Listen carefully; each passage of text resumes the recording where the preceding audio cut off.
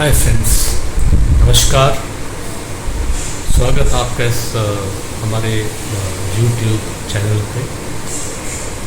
जैसा कि आप जानते हैं कि हम हमेशा हेल्थ के बारे में टाइम टू टाइम पोस्ट डालते रहते हैं ताकि हिंदुस्तान में नहीं बल्कि विदेश में भी जो लोग डिफरेंट हेल्थ कंडीशन से प्रभावित हो रहे हैं उनको कहीं ना कहीं डायरेक्टली कुछ फ़ायदा मिलता रहे।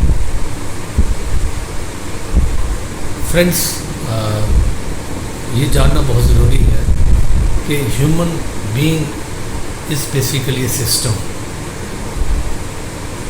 एक सिस्टम है जिसमें कुछ इनपुट्स हम लेते हैं और there are certain outputs, and in the process of processing these inputs और जो इसके आउटपुट होते हैं वो that is in the form of our maintenance and growth, और जो एनर्जी हमें मिलती है for life to run on. इसके साथ जब भी जो इनपुट्स हमारे अंदर आते हैं, ये इनपुट्स जब प्रोसेसिंग होती है इनकी in the form of maintenance of our body या फिर growth and energy to the body. In the process, there are many waste materials which is churned out. और अगर ये waste material हमारे शरीर में जो ongoing process है 24/7 ये जनरेट होते रहते हैं, if they are not excreted out, ये अगर बाहर नहीं निकलते हैं, that will lead to onset of many disease. बहुत सारी बीमारियां जो है वो स्टार्ट हो जाती है, चाहे वो फिज़िकल कंडीशंस हो, चाहे वो मेंटल और इमोशनल कंडीशंस हो। तो इनको जो हमारे फ्री रेडिकल्स या पॉइजन्स या टॉक्सिन्स या डेड सेल्स या ब्लड प्रोटीन जो भी निकलते हैं, they must be flushed out from the system. तो चलिए आज का वीडियो इसी के बारे में जानकारी दे कि हम अपने सिस्टम को कैसे, इनपुट तो हम लेते हैं लेकिन आउटपुट भी जनरेट होता है, लेकिन उसके बाद जो वेस्ट मटेरियल होता है उसको कैसे हम एक्सक्रीट करें, कैसे उसको डंप करें आउटसाइड और कैसे उसको निकालें अपने शरीर से, जो कि सेल्स लेवल पे और हमारे सिस्टम लेवल पे काम करता है। तो चलिए आज इसके बारे में जानते हैं। जैसा कि आप लोग जानते हैं कि सेल्स नीड एनर्जी, और सेल्स को एनर्जी चाहिए। सेल्स को ग्रोथ और maintenance of the cells as well as the body, it needs certain inputs, और वो इनपुट क्या है? That input is food in the form of nutrition, और दूसरा इनपुट है ऑक्सीजन।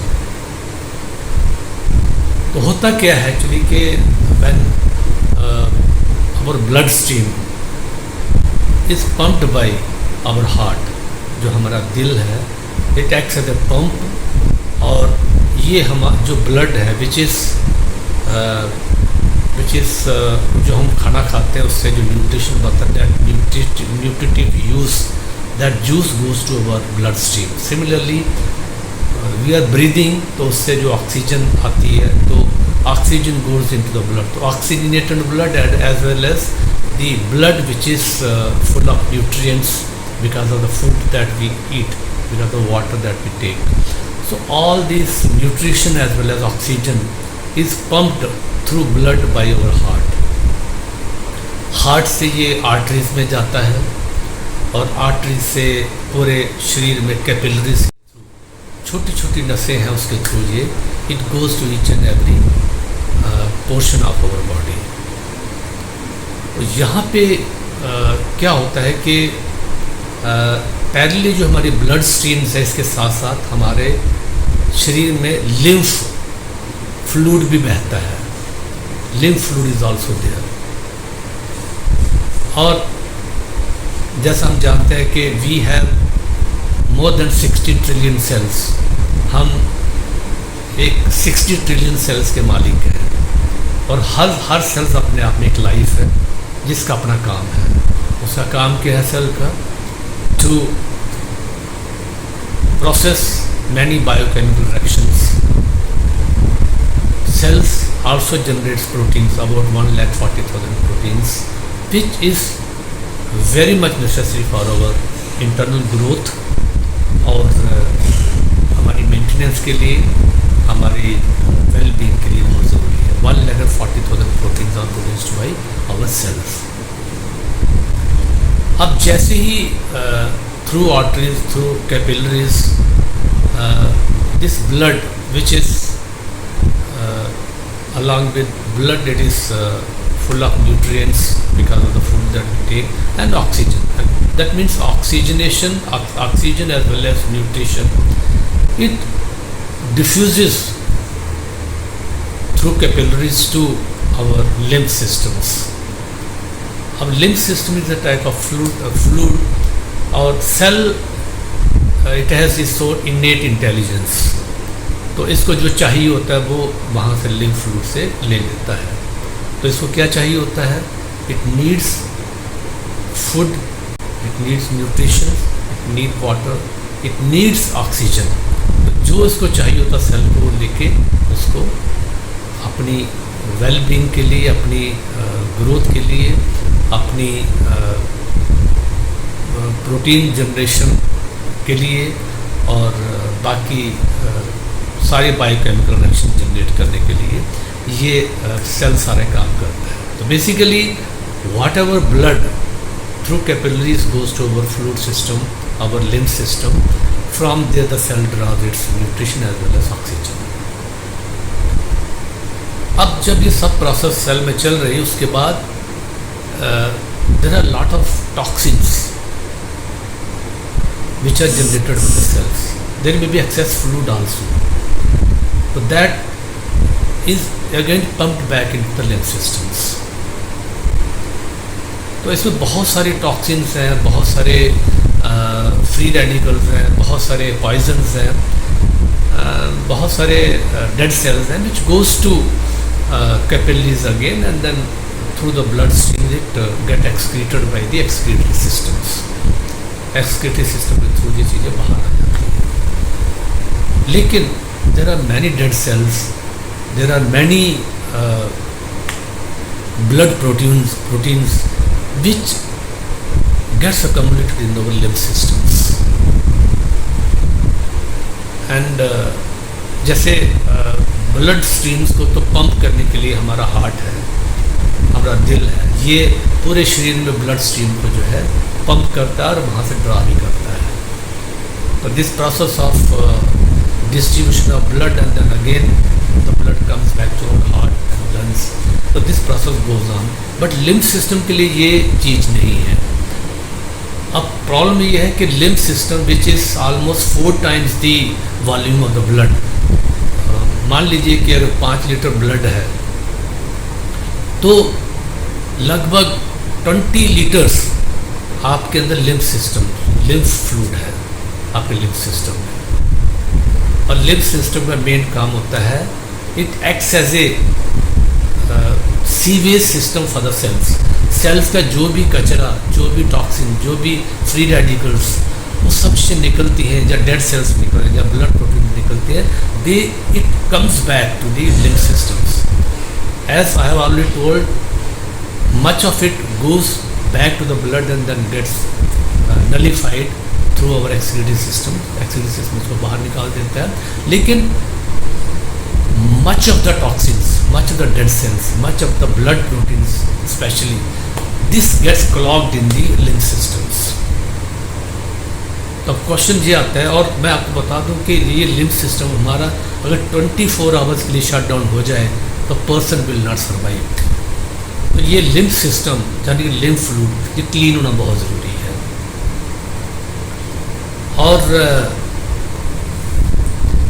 1931 में एक साइंटिस्ट हुए हैं, 1931 में इन साइंटिस्ट को डॉक्टर ऑटो वारबर्ग, ये Max Planck Institute of Cell Physiology के हेड थे, तो he got a Nobel prize for cancer discovery.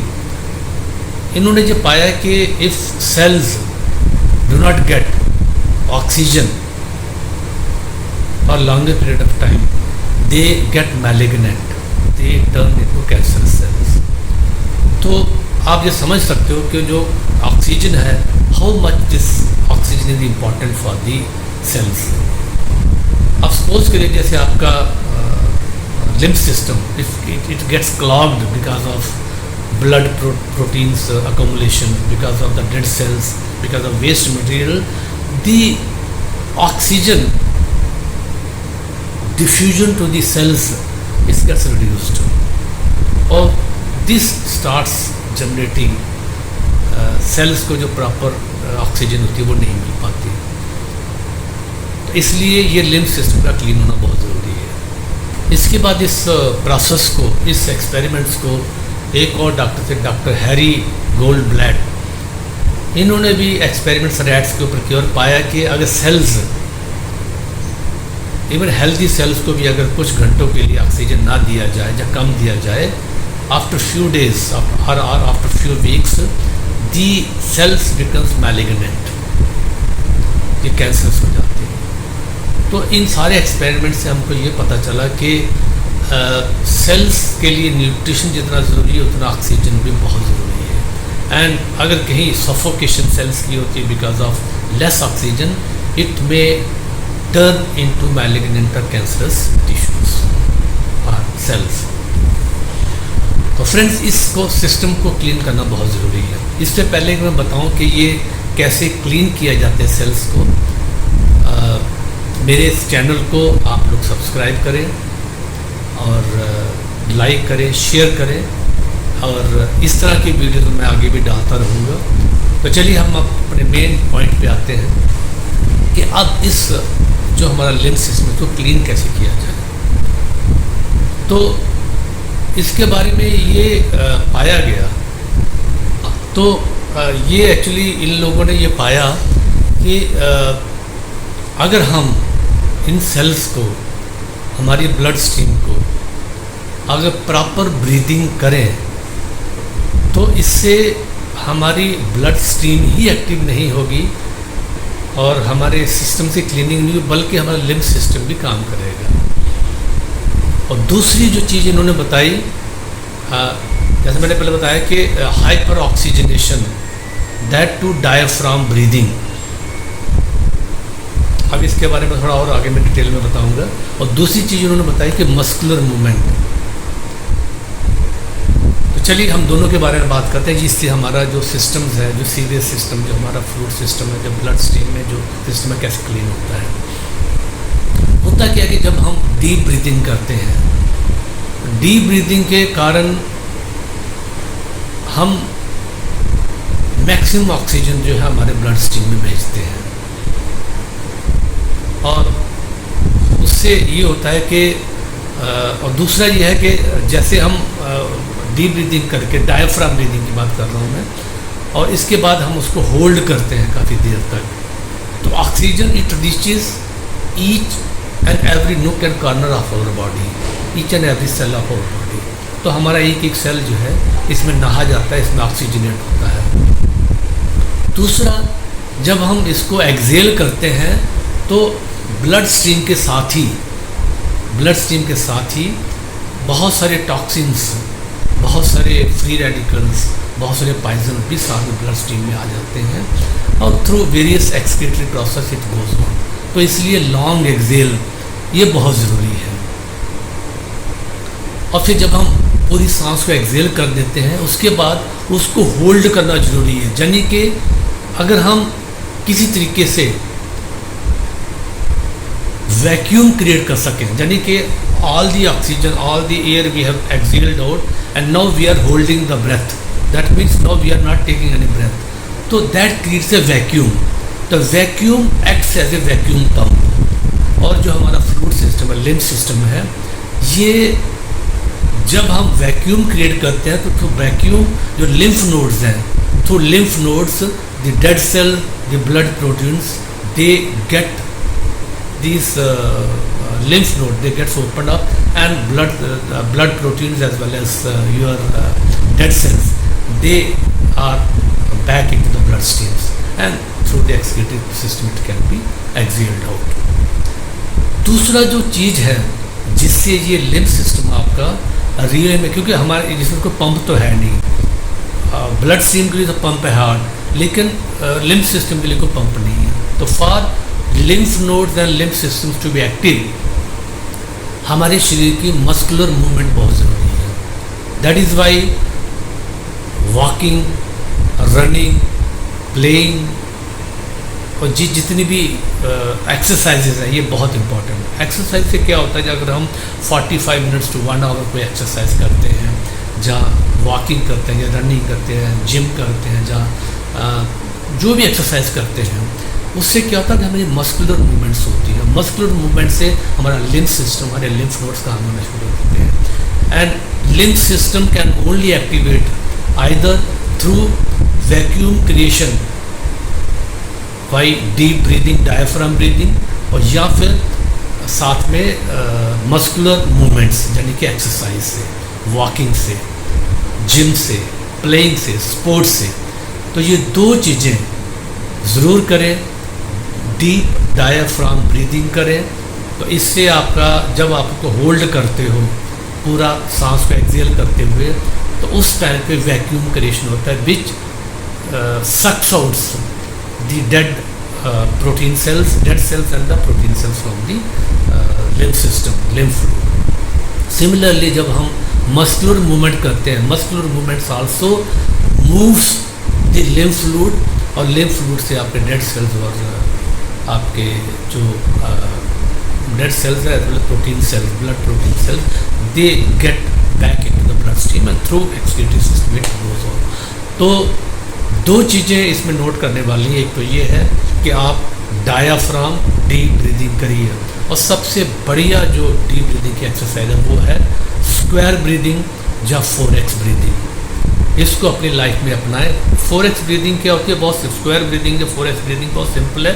इसमें हम 4 सेकेंड्स के लिए, मतलब कोई भी टाइम आप सेकेंड 3 सेकेंड 4 सेकेंड जो भी आप सेलेक्ट करना चाहें, तो मान लीजिए 4 सेकेंड के लिए आप डीप ब्रीथ करते हो, इनहेल करते हो, फिर 4 सेकेंड के लिए होल्ड करना है, फिर 4 सेकेंड के लिए एक्सेल करना है, और फिर 4 सेकेंड के लिए फिर होल्ड करना है। इसी टाइम पे आपका वैक्यूम क्रिएशन होता है। इस प्रोसेस को बार बार रिपीट करिए, तो ये 4x ब्रीथिंग है। और भी टेक्निक्स है, कभी हम दूसरे वीडियोज़ में आपको बताएंगे। और दूसरा मैंने जैसे बताया आपको मस्कुलर मूवमेंट। मस्कुलर मूवमेंट में क्या होता है कि there is lot of oxygenation of the blood, और जब ऑक्सीजनेशन ऑफ द ब्लड होता है तो heart pumps more blood into the blood stream, और ज़्यादा तेज़ी से करता है, और ये आपके फ्लूइड सिस्टम में, आपके लिम्फ सिस्टम में जाता है, and cells gets more oxygen, and in the process they get nutrition as well as oxygen, और उस तरह का लिम्फ सिस्टम भी काम करना शुरू। तो लिम्फ सिस्टम आपका मस्कुलर मूवमेंट से ही एक्टिवेट होता है, जहाँ फिर आपका वैक्यूम क्रिएशन से होता है। दो काम करिए आप, deep breathing, deep diaphragm breathing करिए, और दूसरा काम करिए मस्कुलर मूवमेंट आपकी जो है। ये दो काम करेंगे तो आप कभी भी इस तरह की जो clogging of the sewage system है ये कभी नहीं होगा, और आप बीमारियों से हमेशा बचे रहोगे। You will be very very healthy. तो न्यूट्रिटिव खाना खाना, अच्छी ऑक्सीजन लेना ही इम्पोर्टेंट, मतलब यही नहीं है अच्छा खाना खाना, क्लीन ड्रिंकिंग वाटर पीना, सब कुछ है, ये इम्पॉर्टेंट है, ये आपके सिस्टम के लिए बहुत इंपॉर्टेंट। लेकिन आपका जो लिम्फ सिस्टम है, जो सीवेज सिस्टम है आपका, जहाँ पे सारी चीज़ें डंप होती हैं, उसको क्लीन करना भी बहुत ज़रूरी है। तो friends, do the diaphragm deep breathing, और मस्कुलर मूवमेंट करिए, एक्सरसाइज करिए, स्पोर्ट्स करिए, खेलिए कूदिए, जॉगिंग करिए, वॉकिंग करिए, इससे आपका सिस्टम हमेशा ठीक रहेगा। तो आई अगेन मैं गुजारिश करता हूँ कि आप मेरे चैनल को सब्सक्राइब करें और शेयर करें, and it will I will be posting such very very informative and very very useful video for you. Thank you so much for watching this video. Thanks.